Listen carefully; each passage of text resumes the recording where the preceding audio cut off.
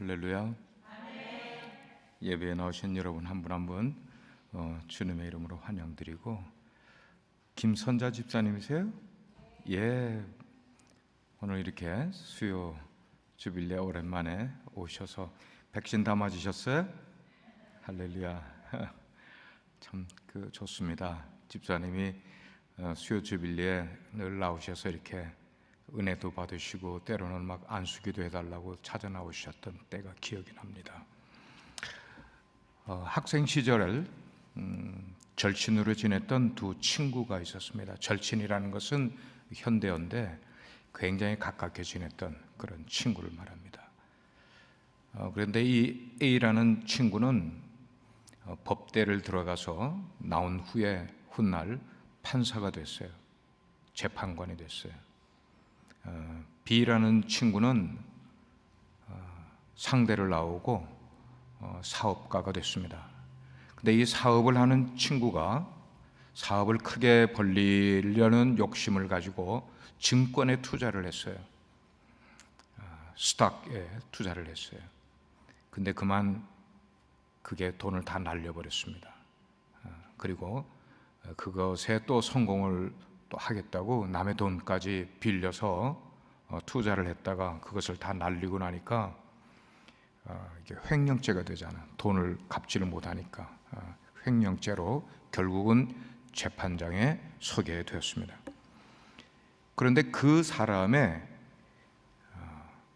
그 B라는 친구의 재판을 담당한 판사가 공교롭게도 학창시절에 절친으로 지냈던 바로 그 A라는 친구가 그 재판을 담당하게 되었습니다.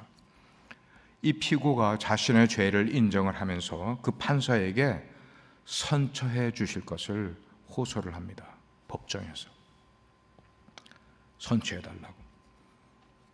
과거의 우정이 판사의 선고에 어떤 영향을 미치게 될지 그 재판정에 있었던 많은 사람들이 술렁거리기 시작을 하는 거예요. 지금 피고는 죄를 지어서 섰는데 그 피고에 대한 재판을 담당한 판사가 학창시절에 절친이었다는 것을 재판정에 있는 모든 사람들이 알게 되니까 술렁거렸어요. 그런데 판사는 피고에게 법이 정한 가장 무거운 벌금형을 그 친구에게 재판을 센텐스를 그렇게 내렸습니다. 그런데 그 피고는 돈을 다 잃어버렸기 때문에 그 어마어마한 금액의 벌금형을 낼 돈이 없었어요. 그래서 시류에 빠진 채로 그 법정을 나가게 되는 순간 아주 감동적인 일이 벌어졌습니다. 이 친구 판사가 그 법관 자리에서 내려오더니 자기의 법복을 벗어버리고는 그 친구에게 달려가서 얼싸안으면서 말하는 거예요. 자네가 받은 벌금형을 내가 대신 다 내어줄 테니 걱정하지 말게. 그리고는 정말로 이 판사는 그 엄청난 벌금을 대신 지불을 하고 그 돈이 얼마나 많았든지 오랫동안 이 판사는 경제적으로 힘든 그런 어려움을 겪으면서 살았다는 이야기예요. 이것은 참으로 감동적인 이야기가 아닐 수가 없습니다. 친구를 위한 사랑의 이야기가 이토록이나 귀한 그런 일들을 하게 했느냐는 것이죠. 그렇지만 저의 이야기는 지금 여기서 끝나는 것 아니라, 그렇지만 예수님께서 저와 여러분들을 위해서 법정에서 베풀어 주신 그 은혜와 사랑은 조금 전에 두 친구가 나누었던 그런 사랑의 이야기와는 비교할 수 없는 최고의 사랑 이야기가 바로 예수님께서 저와 여러분들을 위하여 대신 치러 주신 벌금형에 대한 이야기라는 것입니다. 여러분, 이 세상에 있는 다른 종교들과 기독교의 차이는 무엇이라고 생각을 하십니까? 다른 종교들과 우리가 믿는 기독교의 차이는 무엇이라고 생각합니까? 세상에 있는 많은 종교들, 여러 종교들, 이름이 알려져 있고 세계에 많은 추종자를 가지고 있는 그런 종교들 내용들을 보게 되면은 윤리적인 삶을 다 강론을 합니다. 고상한 삶을 살게끔 다 그렇게 교리적으로 되어 있어요. 열심히 노력해서 도를 깨우치라고 아주 그렇게 설법을 토합니다. 열심히 노력하고 뿐만 아니고 착한 삶을 살아라, 선한 삶을 살아라고도 다 이야기를 하고 있어요. 그렇지만 한 가지, 아무 종교도 아무리 노력을 해도 영혼 구원에 관해서는 아무 역할도 할 수 없는 것이 기독교 이외의 모든 종교들의 역할이라는 거예요. 그들의 역할은 세상에 사는 동안만큼은 우리에게 좋은 이야기를 해주고 좋은 삶을 가이드 해주고 있지만, 그러나 우리의 죽은 이후의 영혼의 문제에 관해서만큼은 그들은 아무 역할도 해주지 못한다는 것입니다. 그렇지만 하나님께서는 우리를 그런 불가능한 상황 가운데 밀어 넣어 두시는 대신에 하나님께서는 우리를 위하여 놀라운 일을 해주셨어요. 그 놀라운 일이 뭐냐? 당신의 독생 성자 예수님에게 우리의 모든 죄의 벌을 대신 지게 만들어 주신 일을 그분은 해주셨다는 것입니다. 우리는 그것을 grace, 은혜라고 이야기를 해요. 은혜, 카리스. 그렇습니다. 기독교만의 유일한 은혜의 종교입니다. 그 차이의 가장 커다란 차이는 모든 종교는 우리 인간이 신을 찾아 나가는 거예요. 산속에 들어가기도 하고 광야로 가기도 하고 집안 골방을 만들어 놓고 거기다가 우상을 만들어 놓고 내가 신을 찾아가는 역할을 하고 있지만, 그러나 우리가 믿는 하나님께서는 당신께서 스스로 우리에게 찾아와 주셔서 우리에게 구원의 길을 제시해 주신 분이 바로 하나님이시라는 거예요. 아멘입니까? 예. 오늘 말씀을 통해서 우리가 묵상을 해보려고 하는 점은 예수님께서 우리를 대신해서 겪어주신 고난, 그 고난 이야기예요. 예수님이 우리의 죄를 용서해 주시기 위해서 그분이 대신 겪어주신, 오늘의 키워드는 대신이라는 단어예요. 대신. 그 두 가지 방법에 대한 것을 여러분과 묵상을 나누게 될 때, 하나는 뭐냐면은 예수님이 우리를 위해서 받으신 고난에 대한 것을 묵상을 해보고, 또 다른 한 가지는 우리가 받을 고난을 우리가 묵상해 보자는 겁니다. 다시 이야기합니다. 첫째는 예수님이 우리를 위해 받으신 고난을 묵상을 하고, 또 다른 한 가지는 우리가 예수님을 따르는 자들로서 받아야 될 고난에 대한 것을 묵상하려고 하는 것입니다. 이 둘은 사실 하나로 연결되어 있어요. 그 말은 뭐냐면 예수님의 고난의 의미를 깨달은 사람만이 우리가 담당해야 될 고난도 깨달을 수 있다는 거예요. 예수님이 나를 위해서 고난을 겪으신 것을 깨달아 알게 된 사람만 나도 주님을 쫓아가기 위해서 고난을 자초할 수 있고 깨달을 수 있는 삶을 살아갈 수 있게 된다는 사실입니다. 그러면 오늘 본문에서 이사야 선지자가 가리키고 있는 그가 메시아인데 그는 어떤 모습이셨는가? 어떤 모습이셨는가? 이 모습에 대한 디스크립션, 이 모든 것들이 다 뭐냐면 그분이 우리를 대신해서 겪으신 모습을 이사야 선지자는 이렇게 describe, 묘사를 해주고 있기 때문입니다. 2절 말씀을 다시 제가 읽어보겠습니다. 그분이에요. 그는 주 앞에서 자라나기를 연한 순 같고 마른 땅에서 나온 뿌리 같아서 고운 모양도 없고 풍채도 없은즉 우리가 보기에 흠모할 만한 아름다운 것이 없도다. 지금 이사야 선지자가 말하고 있는 그는 바로 고난의 종, 신약 성경에 나오는 예수 그리스도 하나님의 아들을 이야기하고 있는 그런 모습이에요. 근데 그분의 모습을 묘사를 하면서 뭐라고 했는가 하면 연한 순 같대요.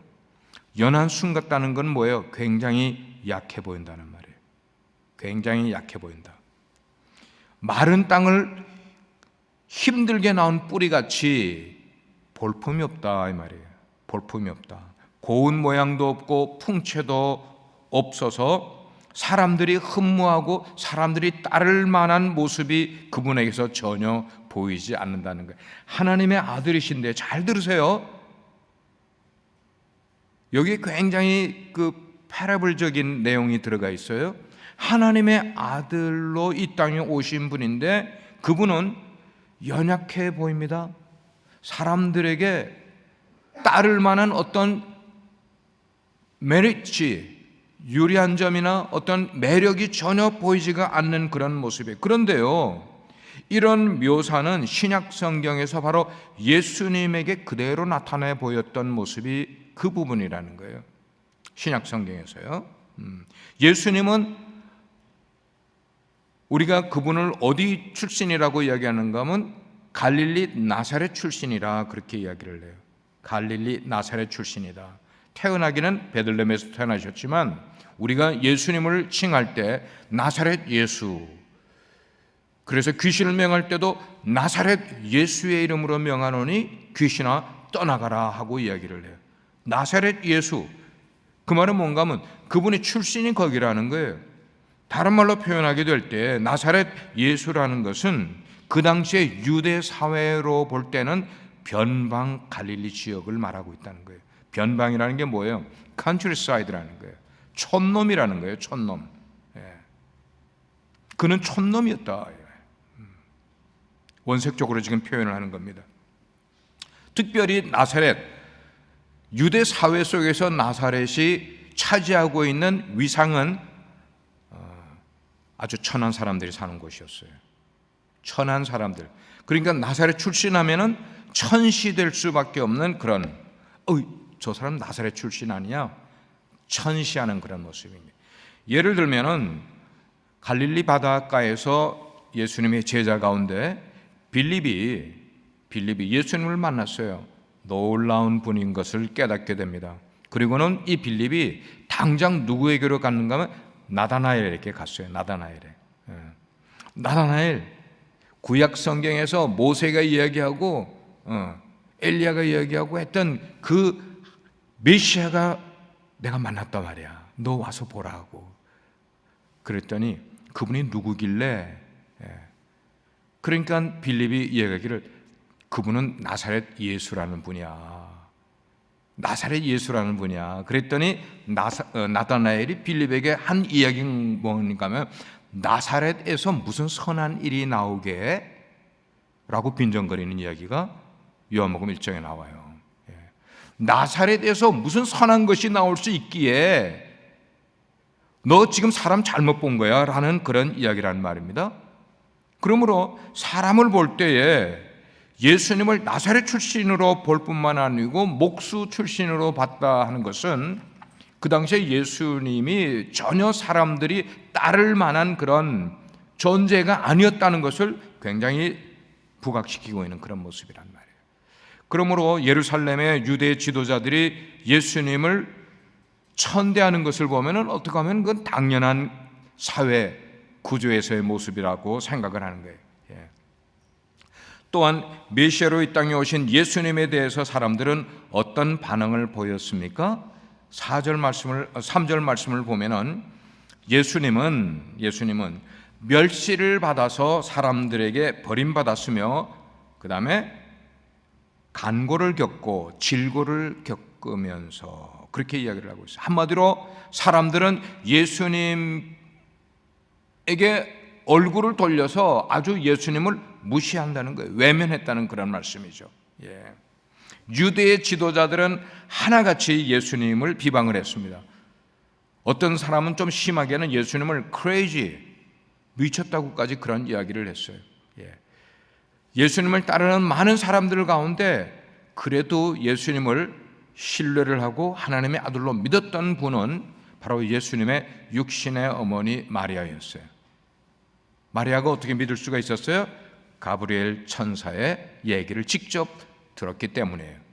마리아는 가브리엘 천사의 얘기를 들었기 때문에 어릴 때부터 예수가 자라나는 걸 보면서 심상치 않은 것을, 남들이 모르는 내용을 여러 가지를 어머니 마리아는 보았기 때문에, 가나에서 첫 번째 이적을 일으킬 때도 다른 사람들은 아무도 눈치채지 못하였지만 마리아는 예수님에게 부탁하면 이 문제를 해결해 줄 것이라는 것을 단방 그는 알고 있었다는 거예요. 자, 그랬던 마리아인데도 불구하고 하도 사람들이 당신의 아들 예수가 미쳤다고, 당신의 아들 예수가 미쳤다고, 지금 미친 짓 하고 다닌다고, 당신이 좀 주의를 주라고 막 이렇게 선동을 하게 되니까 이 마리아도 어느 날인가는 예수님이 지금 사람들에게 둘러싸여서 강론을 하고 있는 곳에 사람을 보내가지고 나오라고, 사람들 가운데 있지 말고 나오라고 예수님을 불러러 찾아왔던 일도 있을 정도로,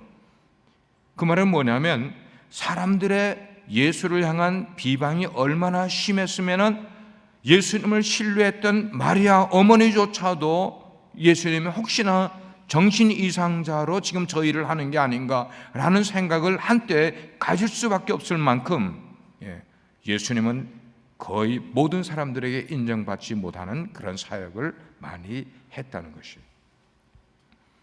그렇지만 여러분, 예수님이 겪으신 고난은 비방 정도로 그친 게 결코 아니라는 거예요. 비방 정도면은 받을 수가 있죠. 사역을 하다 보면 비방 정도는 충분히 받죠. 여러분들도 하나님의 일을 열심히 해보세요. 비방하는 사람이 없는지. 있어요. 평신도들 가운데도 하나님의 일을 열심히 하면은 그거를 시기해서 비방을 받는 일이 생겨요. 목회자 하물며 안 받겠어요? 목회자 열심히 하나님의 일을 하다가 보면은 목회자 여기저기서 알게 모르게 비방 많이 듣죠. 근데 이렇게 비방 정도 듣는 것이 아니라는 거예요. 예수님의 고난은, 우리가 살펴봐야 될 고난은, 예수님은 당신이 3년 동안이나 애지중지하고 가르치고 동고동락했던, 그래서 천국의 비밀을 직접 이야기해주고 이해 못하는 제자들에게 풀어 해석해 주기까지 했던 그런 제자 가운데 한 사람이 배신을 하였단 말이에요. 여러분, 배신감 느껴본 적 있어요? 여러분, 배신감 느껴본 적 있어요? 우리 인생을 살면서 배신감을 느끼면은 마음이 굉장히 허탈해질 때가 있어요. 그런데 예수님은 그 사랑하는 제자가 배신하고 그냥 배신한 게 아니라 예수님을 팔아버렸잖아요. 은삼십에 팔아버렸잖아요. 예수님을 팔아먹었어요. 그리고 끌려가서 온몸이 피투성이가 되도록, 그리고 머리에는 가시면류관을, 그리고 옆구리에는 창에 찔리는 그런 고통을 예수님이 직접 받으시면서 해골이라는 골짜기를, 십자가를 지고 올라가게 되는 거예요. 그리고 예수님이 마지막 재판받기 직전에, 말하자면 겟세마네 동산에서 붙들려서 가야바의 그 던진이라는 그 지하 감옥, 거기는 계단이 없어요. 여러분이 예루살렘 가보면은 가야바의 그 감옥은 계단이 없이 위에 그냥 한 요 정도 되는 구멍만 하나 있어요. 구멍만. 그럼 그 구멍으로 죄수를 내려보내는데 어떻게 내려보내는가 하면 이 어깨에다가 밧줄을 메어서 내려보내는 거예요. 예수님은 가야바의 감옥에서 그렇게 밤을 새우셨다고요. 그리고 그 다음날 가야바 법정에서 또 빌라도의 법정으로 왔다 갔다 하면서 순환을 당하셨어요. 그런 극심한 고난을 받으시고 몸서리 칠 정도로 계시다가 끝내는 십자가상에서 돌아가시지 않았습니까? 지금 사순절 시작됐어요. 이제 한 달 후면은 우리는 또 고난주간을 겪게 될 거예요. 예수님께서는 십자가상에서 마지막으로 나의 하나님, 나의 하나님, 어찌하여 나를 버리시나이까 통곡하는 그런 목소리를 내면서 울부짖으면서 마지막 하나님을 찾으시고 운명하셨어요. 이렇게 예수님께서 이 세상에서 받으신 고난, 그런데 반면 예수님은 그렇게 고난을 받으셨는데 반면 사람들이 바로 그렇게 고난받으신 주님께 대한 반응은 너무나 처절한 반응을 보였다는 것입니다. 그래서 사실 우리가 주님을 섬기는 우리가 예배할 때도 참 이 편한 자리에서 예배하는 게 어떤 때는 죄스러울 때가 있잖아요. 예? 여러분 그런 생각 안 드셔요? 우리가 믿는 예수님은 어떤 과정을 겪으셨고 나의 죄를 대신 속죄시키기 위해서 어떤 발걸음을 걸으셨는데 우리는 그분을 예배한다고 아주 편하게 에어컨디션, 히팅 시스템 다 되는 데서 예배한다는 것 자체가 어떻게 보면 모순 아닙니까? 모순. 우리가 이거 알면서 겸손해져야 된다고요. 예. 그러면 주님께서 왜 고난을 받으셨는가? 왜 고난을 받으셨는가? 오늘 4절과 5절 말씀을 보니까 주님께서 고난 받으신 것은 순전히 저와 여러분들을 위한 고난을 받으셨다는 겁니다. 우리 이미 다 아는 내용이에요. 예. 저와 여러분을 위한 고난. 그분은 우리가 져야 될 질고를 당신이 지셨어요. 우리가 겪어야 될 슬픔을 당신이 겪으셨어요.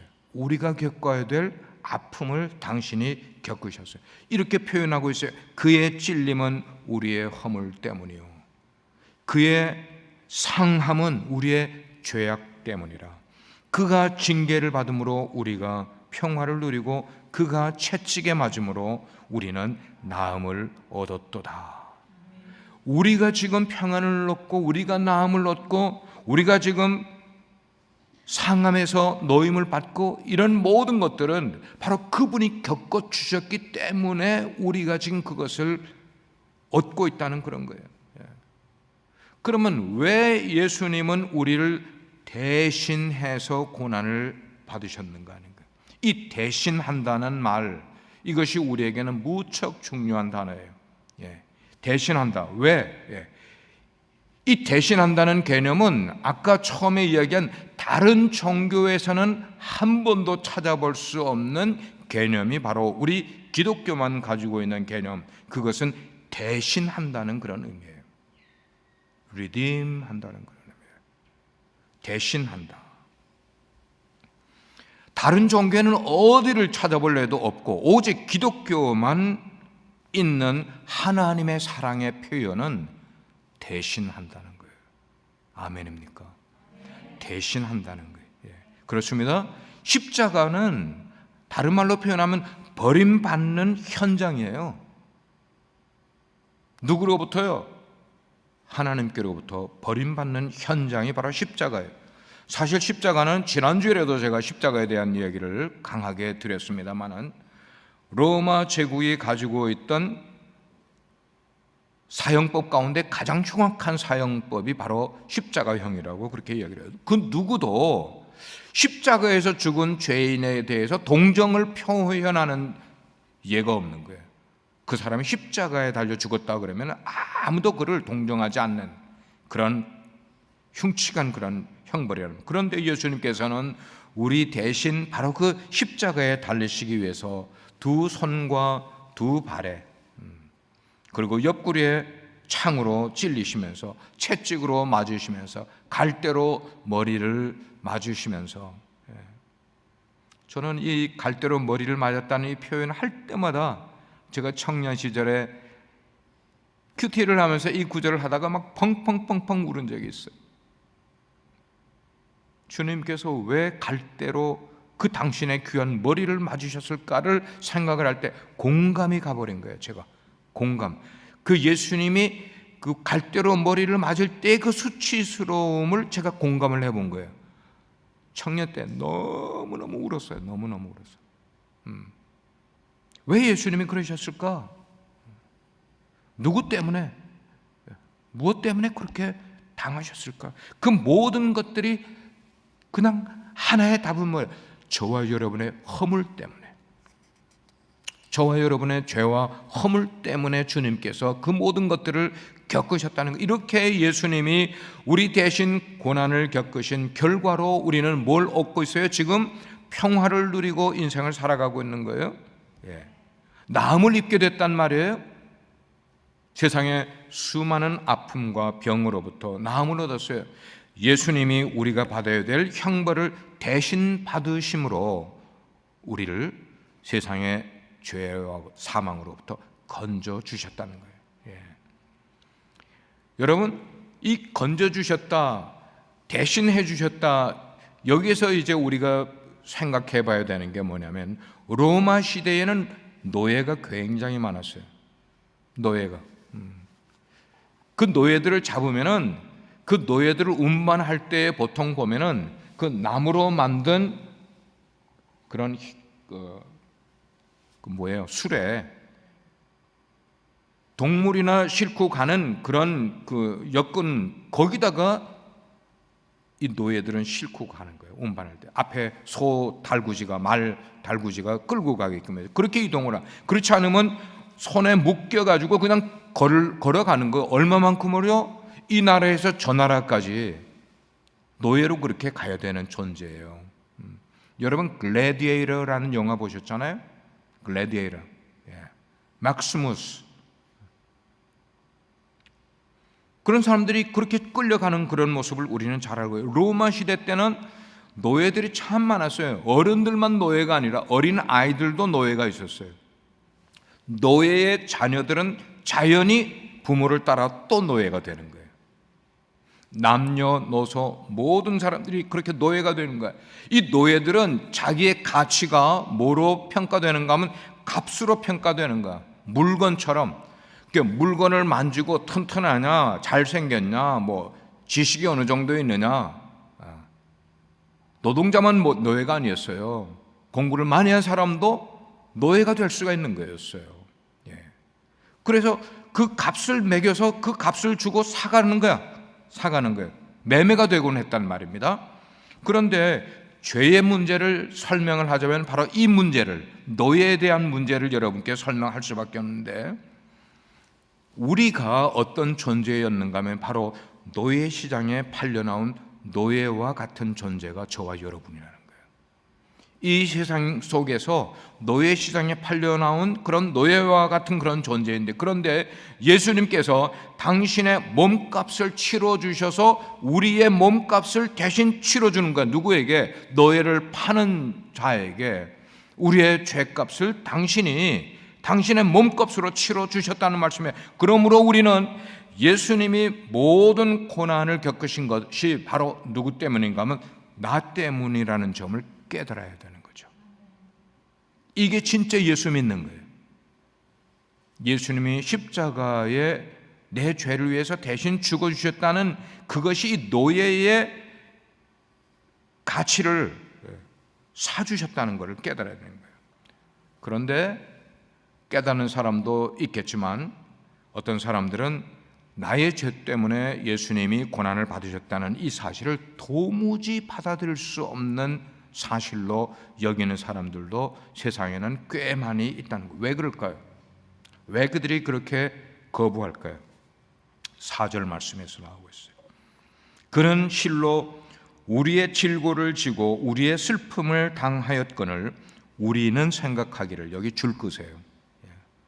우리는 생각하기를, 이게 지금 예수님의 고난의, 대속의 고난을 모르는 사람들은 뭐라고 생각하는가 하면, 그는, 하나님의 아들은 징벌을 받아 하나님께 맞으며 고난을 당한다 하였노라. 이 구절에서 나온 것처럼 사람들은 예수님이 당연히 그분의 죄 때문에 고난을 겪고 그분의 죄 때문에 십자가를 달린 것이지, 그렇게 생각을 하는 거예요. 그리고 자신들은 하나님의 징벌을 받을 만한 아무런 죄를 지은 존재가 아니라는 거예요. 그렇게 생각을 하는 거예요. 그렇지만 그렇게 만약에 생각하는 한 해는 뭐예요? 예수님의 고난을 나를 위한 고난으로 절대로 생각할 수가 없는 거예요. 그런 거를 상상조차 못하는 거예요. 자, 이런 점을 우리가 생각을 할 때에 예수님이 주시는 그 구원의 은혜를 얻는 첫걸음이 뭐냐? 그게 바로 내 죄를 깨닫는 거예요. 내가 죄인이라는 것을 깨닫는 거예요. 이게 우리가 예수님을 믿는 첫 번째 걸음은 바로 그거예요. 내가 죄인이라는 것을 깨닫는 거예요. 바로 그거예요. 내가 죄인이라 그걸 인정을 하는 거야. 그렇게 내 죄를 깨닫게 되면은 우리는 어떻게 되는가 하면 그때야 비로소 겸손해지게 돼요. 내 죄를 깨닫는 자라야 겸손해지게 되는 거예요. 겸손한 사람만이 하나님의 은혜의 보좌 앞에 나아갈 수 있게 되는 줄 믿습니다. 우리는 겸손해야 돼요. 죄인임을 알게 되면 겸손해지는 거예요. 예수님 당시의 바리새인들은 자신들이 아브라함의 자손이라고만 생각을 했지 죄인이라고는 전혀 생각지 않고 있는 거예요. 그러나 아브라함의 자손이라는 그 사실이 그들에게 구원을 보장해 주지 못한다고 예수님이 말씀하셨어요. 너희가 아브라함의 자녀라고 그것이 너희들이 천국 갈 수 있는 길이 아니라고 말씀을 하셨어요. 누가 천국 간다고요? 자신의 죄를 깨닫고 주님 앞에 자신이 죄인됨을 인정하며 나오는 사람, 그 인정하는 사람은 당연히 주님 앞에 무엇부터 하겠어요? 회개를 하게 되는 거예요. 회개. 어제 우리가 소그룹 성경 공부를 처음으로 시작을 했는데 아주 중요한 것을 다뤘어요.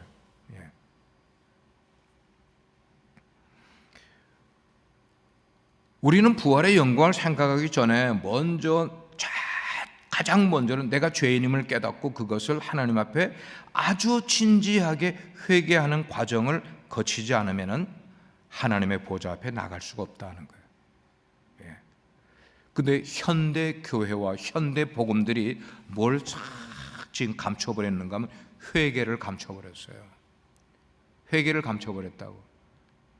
왜 감췄어요? 현대인들이 회개하라는 말을 싫어하고 있기 때문에. 그러니까 복음이 얼마나 지금 많이 이렇게 보따리로 이렇게 쌓아놨는지 몰라. 진짜 복음을 보따리에 쌓아놓고 성도들이 듣기 좋아하는 것만 풀어서 주는 복음을 현대 교회들이 그렇게 강단을 통하여서 전파하고 있는 거예요. 마태복음 5장 3절에 보면은 심령이 가난한 자가 천국을 볼 것이라 그랬어요. 심령이 가난한 자를 다른 말로 표현하면 회개함으로 마음이 가난해진 사람, 겸손해진 사람, 그 사람이 바로 천국에 들어갈 수 있다고 말씀을 하고 있는 거예요. 사랑하는 여러분, 우리가 이 시간 예수님의 고난을 묵상하는 이유는 바로 그거예요. 바로 그 은혜에, 예수님이 나를 대신해서 치러주신 그 고난의 은혜에 감사하기 위해서예요. 그게 첫 번째라고 그랬어요. 그럼 두 번째는 뭐예요? 우리도 예수 믿는 것, 그것으로 인해서 겪어야 될 고난을 묵상하자는 거예요. 아멘입니까? 예. 우리가 예수를 믿는다면 당연히 예수님이 나를 위해 고난을 겪어주셨으니까 나는 고난을 안 겪어도 된다가 아니고, 그건 복음이 아니에요. 예수님이 나를 위해 치러주신 그 고난, 그것을 묵상하면서 내가 그분을 따르는 삶을 살아가는데 필요한, 겪어야 될 고난, 그것도 묵상하고 그것도 받을 수 있는 그런 모습으로 만들어 가는 거죠. 예수님께서 잡히시기 전날 제자들과 함께 주의 만찬을 다 가진 다음에 제자들을 데리고 겟세마네 동산으로 기도하러 가실 때에 하신 말씀 가운데 이제는 일어나서 함께 가자라고 말씀하신 게 있어요. 이제는 일어나서 함께 가자. 그 말씀의 의미는 뭐냐면 우리를 주님께서 고난의 자리로 소명하시는 거예요. 소명한다는 게 뭐예요? 부르신다는 거예요. 이제는 일어나 나와 함께 가자. 그 나와 함께 가자는 그 말은 예수님의 고난에 너희도 동참하러 가자, 그 말입니다. 사도 바울이 여러 서신 가운데 성도가 받아야 될 고난을 언급을 여러 군데서 했어요. 한두 군데만 찾으면 빌립보서 1장 29절을 보면은 그리스도를 위하여 너희에게 은혜를 주신 것은, 우리에게 은혜를 주셨다는 거예요. 그것은 다만 그를 믿을 뿐만 아니라 또한 그를 위하여 고난도 받게 하려 하심이라, 그렇게 말씀하고 있어요. 이게 복음인 거예요. 이게 골로새서 1장 24절 보면은 나는 이제 너희를 위하여 받는 괴로움을 기뻐하고 그리스도의 남은 고난을 그의 몸된 교회를 위하여 내 육체에 채우노라 그랬어요. 그의 몸된 교회를 위하여 그리스도의 남은 고난을 내 육체에 채우노라. 그래서 사도 바울은 실제로 주님을 쫓아가는 삶을 살기 위해서 얼마나 많은 고난을 몸소 체험했습니까? 응? 몸소 체험했네요. 그렇습니다. 우리 기독교 신앙의 기초를 이루는 커다란 두 기둥이 있다면, 하나는 예수 그리스도의 십자가, 그리고 또 다른 하나는 예수 그리스도의 부활이에요. 십자가와 부활이에요. 한번 따라 하시길 바랍니다. 십자가와 부활. 이게 복음의 키예요. 십자가와 부활이에요. 로마 시대에는 때로는 한 번에 수천 명의 사람들을 십자가에 처형을 시킨 적도 있어요. 한 번에. 매우 일반적인 그런 형벌 수단이었습니다. 그러나 수많은 십자가에 많은 사람들이 죽임을 당하였지만, 그러나 우리에게 의미가 있는 십자가는 딱 하나예요. 누가 달리신 십자가예요? 예수 그리스도께서 달리신 십자가. 그 십자가는 우리의 인생에 의미를 가져다주는 십자가이기 때문인 겁니다. 왜? 그 십자가를 인하여 우리에게, 나에게 구원이 주어졌기 때문에. 아멘입니까? 그거예요. 이 시간 우리가 묵상해야 될 점은 그거예요. 예수님이 지신 그 십자가가 저와 여러분을 위한 것이라는 것을 믿어야 되는 거예요. 그런 거예요. 예수님이 지신 십자가에 어떤 수식어를 갖다 붙일 이유도 없어. 거기다가 어떤 데코레이션을 막 갖다 붙일 아무것도 없어. 그냥 나무 십자가 하나면 족하다는 거예요. 그 예수님께서 저와 여러분의 죄를 사해 주시기 위해 십자가에서 흘려주신, 그 피 흘려 죽어주신, 그것을 우리가 깨닫지 못하면은 우리가 목에 십자가를 걸고 다니고 집에 십자가를 벽에 걸어놔도 아무 의미가 없음을 깨달아야만 하는 겁니다. 그렇습니다. 이 시간 예수님의 피가 배어있는 그 나무 십자가를 우리가 떠올리면서 우리가 한번 기도하게 될 때에 크게 소리 질러서 주님 저 때문이었습니다, 주님 저 때문이었습니다 하는 것을 우리가 소리 질러서 우리가 한번 고백의 기도를 드릴 텐데, 그 고백의 기도를 드리기 전에 한번 다 같이 찬송가 87장 2절만 한번 두 번 부르고 함께 기도하는 시간을 갖겠습니다. 87장 2절만.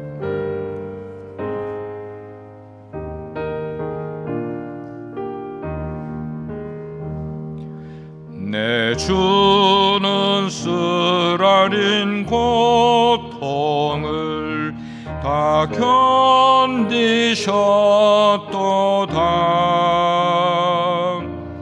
주시신 십자가 대할 때 나는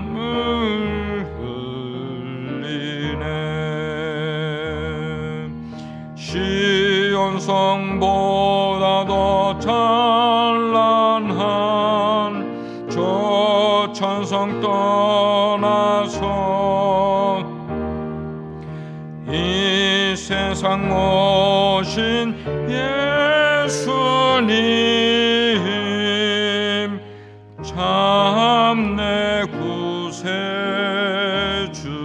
한 번 더 2절 부릅니다. 내 주는 쓰라린 고통을 다 견디셨도다. 주 지신 십자가 때 나 눈물 흘리네. 시온성보다 더 찬란한 저 천성 떠나서 이 세상 오신 예수님 참 내 구세주. 이제 눈 감고 기도하게 될 때에 주님 저 때문입니다 우리가 한번 외치고, 주님이 지신 십자가는 주님 당신을 위한 십자가가 아니라 저의 죄를 대속하기 위한 십자가였습니다. 주님, 그 은혜를 어찌 잊을 수가 있겠습니까? 그 은혜를 한시도 잊지 않고 감사하며 살겠습니다.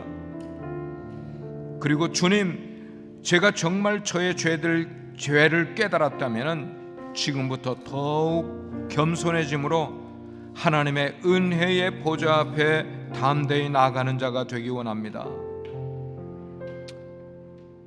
우리가 주여 한번 외치고, 주님 저 때문입니다, 주님 저 때문에 주님이 고난을 받으셨습니다 하면서 우리가 이 기도를 한번 같이 드리도록 하겠습니다. 주여, 그렇습니다. 주님 저 때문입니다. 저 때문에 주님께서 멸시를 당하셨고 사람들에게 조롱을 받으셨으며 버림받으셨으며 시름받으셨습니다. 오 하나님, 저 때문에 주님께서 창에 맞으시고 채찍에 맞으시며 십자가에 달려 죽기까지